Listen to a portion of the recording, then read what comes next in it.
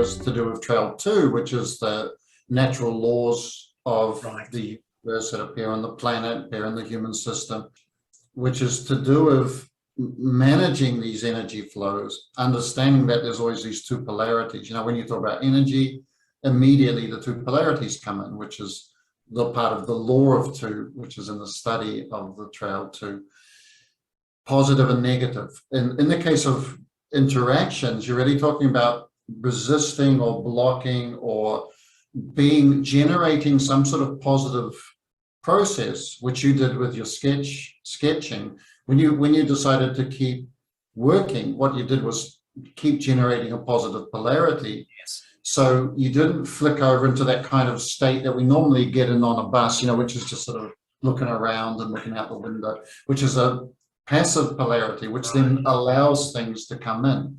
This is why there's days when you feel good, you feel positive, you've got a bright idea going on, and nothing can touch you. You have that feeling like nothing's going to bring me down. You sort of hope the rest of your life will be like that, but because it's a law that swings both ways, you do have to go back into a reflective, passive, open state again. But knowing that this is going on, we can, like you kind of did it intuitively. I'm going to keep working. Yes. Same way. And this is the story that Gurdjieff told about the bell ringer.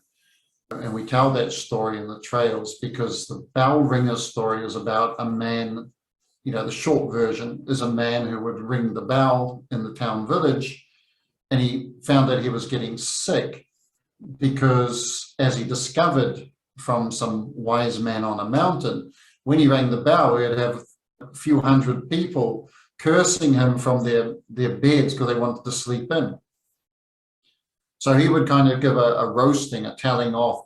This was the counsel from the wise man before he rang the bell. In other words, he generated deliberately a positive polarity. And you can do it many ways. You can have something going on in your mind. You can enter the day giving a little roasting. Nothing's going to bring me down. They have a phrase in Portuguese, saia de baixo, which is look out. It's kind of like, look out, here I come. You know? Sort of this positive polarity. Once you've set it in motion, you find you can then go neutral and just deal with things from a balance, which is the third vector. But if you don't set that thing in motion by getting something spinning in the morning or projecting or spinning are two ways to get it moving, then you can enter the day open or passive or neutral. But then whatever atmosphere you walk into or whatever aura that you exchange with, it's gonna loop over into your system. Yes. And you might be lucky if you know, this is why we often hope that we exchange with nice people, because we're hoping that we're going to catch pleasant things. But more and more, that's really just a question of luck. And instead of taking care of your balances and not depending on what you meet as you go out into the world. Yes, yes. And that comes back to the laws again, that everything at the most fundamental level operates on that law of two, and as you're saying, positive and negative polarities. And you can actually see this with a person with their aura, that when they switch into that state of yes or being open to something, you can see force and energy move into their aura, that electromagnetic shield. It literally opens and allows through the filters what you say yes to and what you agree to. Conversely, when you say no, I don't want that, I'm not having any part of that, you know, saying like I wouldn't touch it with a barge pole, that's all to do with that other polarity of rejection and repelling. And again, you can see it with a person's electrical system. There's an influence trying to get into them, and it can't because they will not permit that. And I learned a really, really valuable lesson when I was a younger man, because I've always been a very willing, enthusiastic kind of person. I don't know whether that's to do with being a Pisces 9 or whatever, but yeah, very enthusiastic. And people would ask me to do, can you do this little job, or can you run that errand? You know, when I was at work and I was an apprentice, and yeah, sure. You know, and when you go and get your lunch, could you get me a pie and a milkshake? And and then the next day you got 5 people asking you and you're having to write it all down, and you come back and they say, I didn't want a steak and cheese pie, I wanted a mince and cheese pie. It's like all this grief and stress, and you're just trying to be helpful.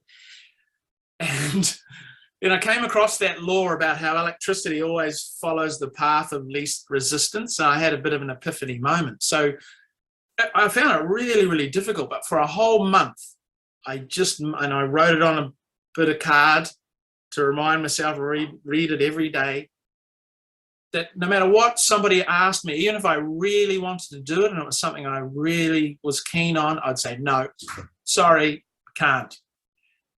And what I noticed in a very short time is the person that would come and ask you to do something, if you said no, they go, oh, and they'd look around and ask somebody else to do it. And I noticed the really grumpy, surly people, no one ever asked them because it just wasn't worth the trouble. They'd pick the young, enthusiastic person. But I noticed eventually even they got asked sometimes to help out with something, because when that energy's when the person transmits that they're trying to get you to do something and it gets blocked, it goes back, it bounces back to them, and they feel irritation of it, and they just have to try that little bit harder, maybe some up their persuasion skills or whatever, or the art and skill of dealing with other people, and then get them to do that. That was a fascinating lesson, that these two polarities, all it was a shift in yes and no, and I had to consciously do it as an exercise to deliberately say no.